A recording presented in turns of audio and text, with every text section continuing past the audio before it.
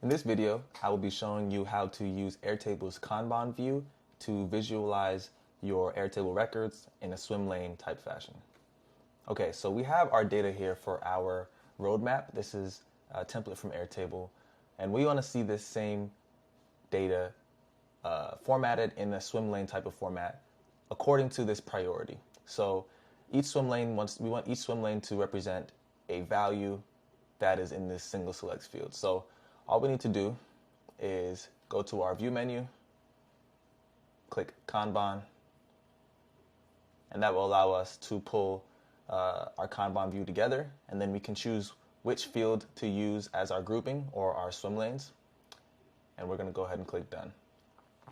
At this point, you're going to see your swim lanes here nicely formatted for you according to those single select fields. And you can add a new single select field by just adding a new stack right here. So this will add a new single select field in that drop down as well as on your Kanban board. I'm going to go ahead and delete it. And anything that does not have a value in that single select field for priority is going to show up as uncategorized.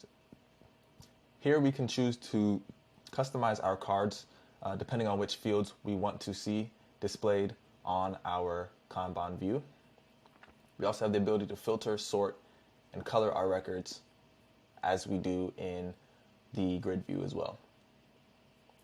Now, in terms of moving things from swim lane to swim lane, all we need to do is drag and drop, and you'll see that that priority is going to change automatically. So really simple to move things back and forth between each swim lane.